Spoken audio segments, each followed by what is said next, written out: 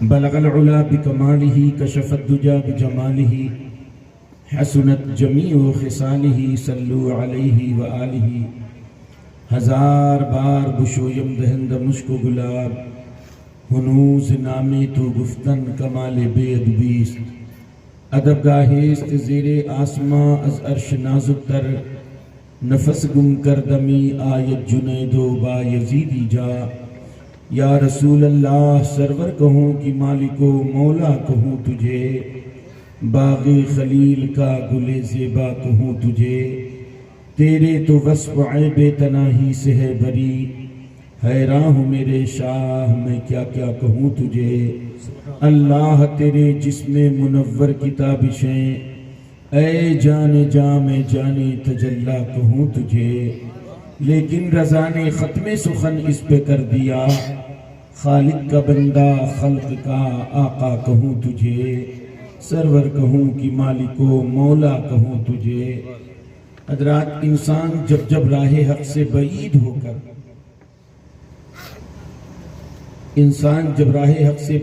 کر دور چلا جاتا ہے اپنی منزل سے بھٹک جاتا ہے اس وقت اللہ تبارک و تعالیٰ نے اپنی کسی نہ کسی محترم شخصیت کو بھیج کر لوگوں کی رہنمائی فرمائی جب نمرود کی نمرودیت گرم ہوئی تب اس کے سر کو کچلنے کے لیے اللہ تعالیٰ نے حضرت ابراہیم خلیل اللہ کو بھیجا جب فرعون کی فرعونیت گرم ہوئی تب اس کے سر کو کچلنے کے لیے اللہ نے موسیٰ علیہ الصلوۃ والتسلیم کو بھیجا میرے آقا صلی اللہ علیہ وسلم کی آمد سے پہلے وہ کون ایسی برائی وہ کون ایسی بے حیائی نہیں تھی مکے میں جو نہ پائی جائے اگر کسی قبیلے والے کا پیر دوسرے قبیلے والے کے پیر سے ٹکرا جائے تو صدیوں دونوں قبیلے کے درمیان تلواریں چلا کرتی تھی اگر کوئی چلتے چلتے کسی خوبصورت عورت پر نگاہ پڑ گئی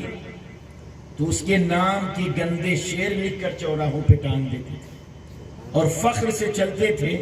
کہ ہم نے بہت تیر مار لیا وہ انسان تو تھے عرب کے لوگ لیکن انسانیت سے کوسوں دور نکل چکے تھے انسانیت سے بالکل خالی ہو چکے تھے اس ماحول میں اتنا گندا ماحول اتنا گھناؤنا ماحول اور اس گندے گھناؤنے ماحول میں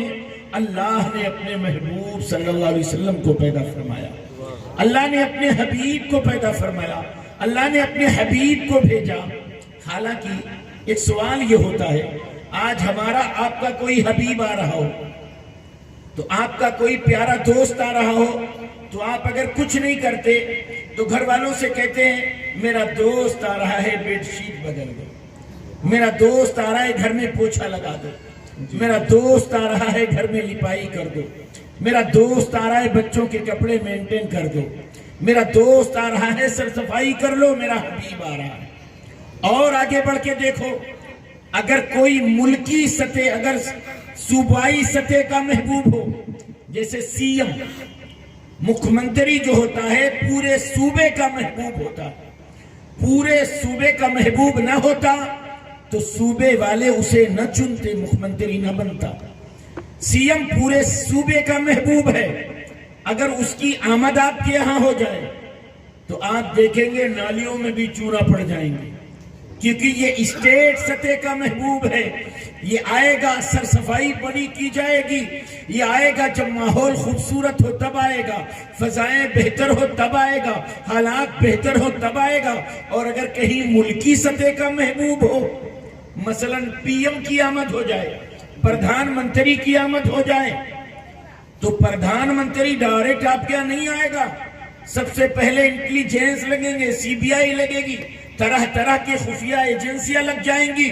وہاں کا ماحول اچھا ہے کہ نہیں وہاں کا ماحول خوبصورت ہے کہ نہیں حالات سازگار ہے کتنی کی نہیں ساری رپورٹ جب پہنچ جائے گی حالات بہت بہتر ہے ماحول بہت خوبصورت ہے تب پردھان منتری کا ہیلی کاپٹر دہلی سے اڑے گا پھر ڈائریکٹ آپ کے یہاں کسی میدان پہ نہیں اترے گا ابھی آپ کے یہاں کے ڈی ایم کے آدیش کا انتظار کریں گے فضاؤں میں اس کا ہیلی کاپٹر لہراتا رہے گا اگر ڈی ایم یہ کہہ دے سر ہمارے یہاں کے حالات صحیح نہیں ہیں ہمارے یہاں کے حالات بہتر نہیں ہیں، ہمارے یہاں کے حالات سازگار نہیں ہیں، ہم آپ کی حفاظت کی ذمہ داری نہیں لیں گے، ہم آپ کی سیکورٹی کی ذمہ داری قبول نہیں کر پائیں گے، تو شاید پردھان منتری کا ہیلی کاپٹر نیچے نہ اترے بلکہ فضاؤں میں لہراتا ہو واپس دہلی چلا جائے۔ کیوں؟ یہ ملکی سطح کا محبوب ہے،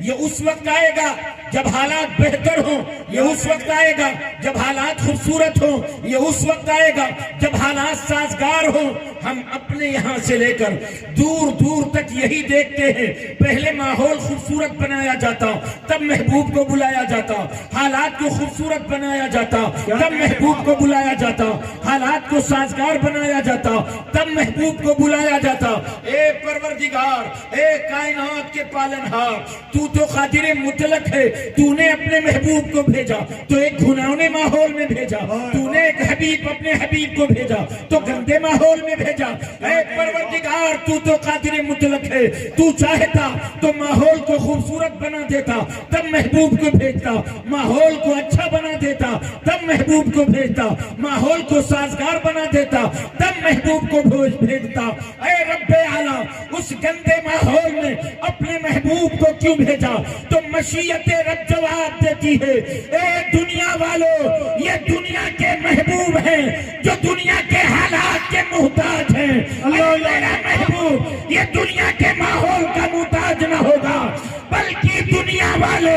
میرے محبوب کے ماحول کے محتاج ہوں گے۔ نعرہ رسالت، سرکار کی آمد۔ بہت اچھے، واہ۔ اور میرے محبوب کا ماحول تو وہ ہوگا، وہ دنیا کے ماحول کا محتاج نہ ہوگا بلکہ دنیا والے اس کے ماحول کے محتاج ہوں گے۔ اور اے دنیا والوں سن لو،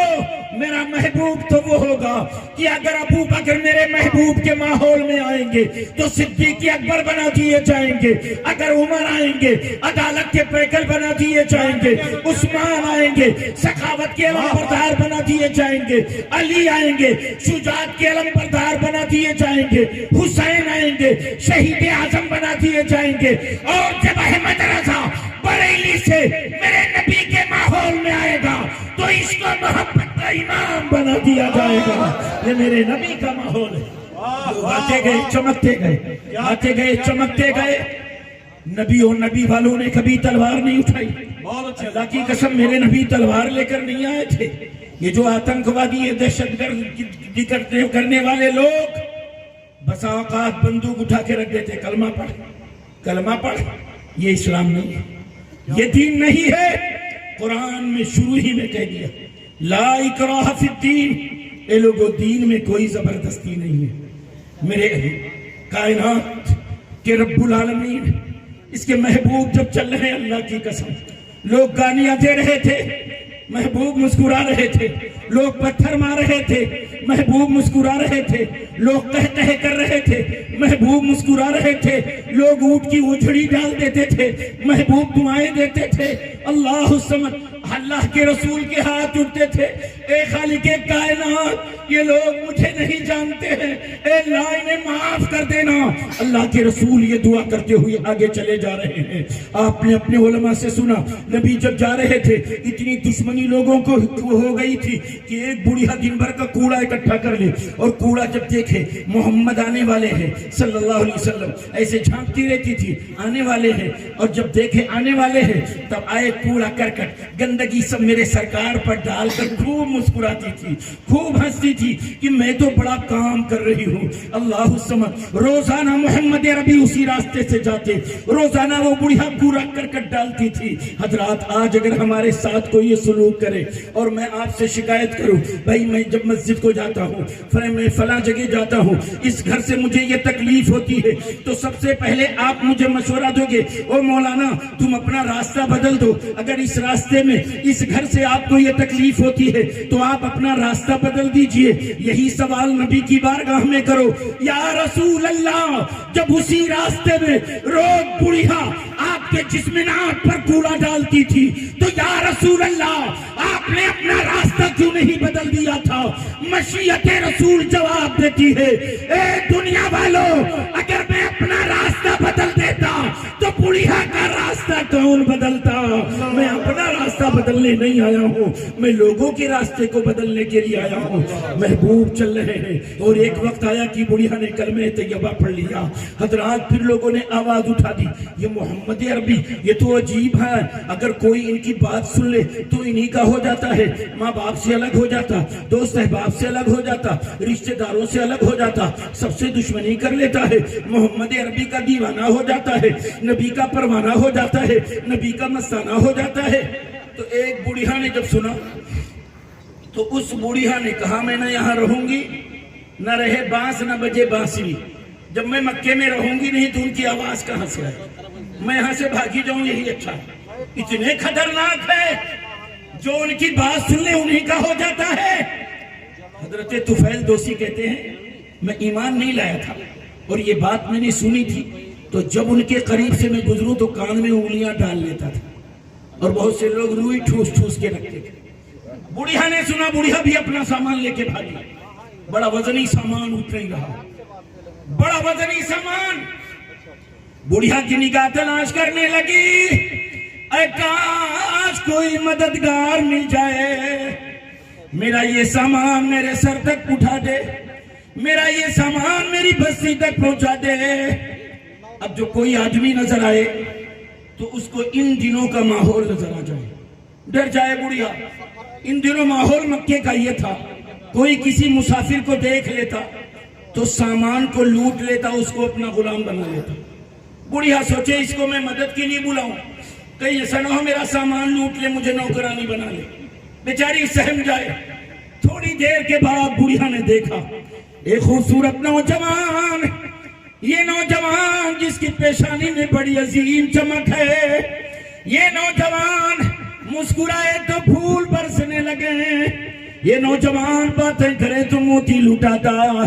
یہ نوجوان اگر میں اس کو مدد کے لیے بلاؤں گی تو شاید یہ نوجوان میری مدد کر دے۔ بوڑھیا نے کہا بیٹے، نوجوان کھڑے ہو گئے، کیا ہے ماں، ذرا یہ میرا سامان بڑا وزنی ہے، میری بستی تک پہنچا، اور اگر یہ نہیں کر سکتے ہو تو میرا وزنی سامان میرے سر تک پہنچا دو۔ اللہ سبحانہ۔ نوجوان قریب آئے، بڑا وزنی سامان سر پہ رکھا، کانٹے دار جنگلوں کو پار کیا، سنگریزے پہاڑوں کو پار کیا، بستی آ گئی۔ بڑھیا سوچتی رہی یہ نوجوان کتنا پیارا ہے، یہ نوجوان اخلاق کا کتنا عظیم دھنی ہے، راستے بھر بڑھیا سوچتی رہی۔ نوجوان سے کہا نوجوان تیرا بہت بہت شکریہ، یہ سامان ہمارے پاس رکھ دو۔ سامان کو رکھ دیا، نوجوان پلٹ گئے کہ میں واپس چلوں۔ بڑھیا کہنے لگی اے نوجوان بیٹے، نعرہ تکبیر، نعرہ رسالت، مسلک اعلیٰ حضرت علماء اہل سنت حضرت علامہ مذکر حسین صاحب اللہ، سبحان اللہ سبحان اللہ سبحان اللہ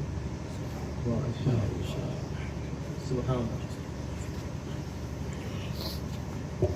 نوجوان کے بارے میں بوڑھیا نے کہا اے نوجوان ذرا ٹھہر جا بیٹا۔ نوجوان کھڑے ہو گئے، کیا ہے ماں؟ بوڑھیا کہنے لگی نوجوان، اس بستی میں تیرا اخلاق کتنا عمدہ ہے، اے نوجوان تیرے قبیلے کے لوگ تیرے اخلاق کی وجہ سے تجھے دل میں بساتے ہوں گے، اے نوجوان تیرے اخلاق کی وجہ سے تیرے قبیلے کے لوگ تجھے آنکھوں میں رکھتے ہوں گے، اے نوجوان بیٹا تو بڑا نیک ہے، اے نوجوان تیرے قبیلے کے لوگ تجھے دل میں بساتے ہیں، آنکھوں میں بساتے ہیں، اے بیٹے جاتے جاتے میری ایک نصیحت یاد رکھنا۔ نوجوان نے کہا ماں وہ کون سی نصیحت ہے؟ بڑھیا نے کہا او بیٹے تم بڑے پیارے ہو، قبیلے کے لوگ تم سے بڑا پیار کرتے ہوں گے، مکے میں ایک شخص آیا ہے جس کا نام محمد عربی ہے، جو اس کی باتیں سن لیتا ہے وہ انہی کا ہو جاتا ہے، اگر تم نے ان کی بات سن لی تو قبیلے کے لوگ تمہیں آنکھوں میں بساتے ہیں، قبیلے کے لوگ تم کو نکال دیں گے، اے بیٹے نوجوان محمد عربی سے دور رہنا، محمد عربی کی آواز اپنے کانوں میں آنے نہ دینا۔ بوڑھیا سمجھا چکی، تب نوجوان نے کہا اے بوڑھی ماں بتاؤ، میرا نام محمد عربی ہے، بتاؤ مجھ میں کون سی خامی ہے. اتنا سننا تھا سامان کو پھینک دیا, قدموں میں گر گئی, یا رسول اللہ ہمیں کلمہ پڑھا دو. یہ کون سی طاقت ہے خدا کی قسم, یہ اخلاق کی طاقت ہے. بڑھیا نے کلمہ طیبہ پڑھ کے مشرف اسلام ہو گئی. اللہ جب یہ اسلام پہنچا مدینہ طیبہ تو اس کی دھمک آدھی دنیا سے زیادہ پر ہو گئی.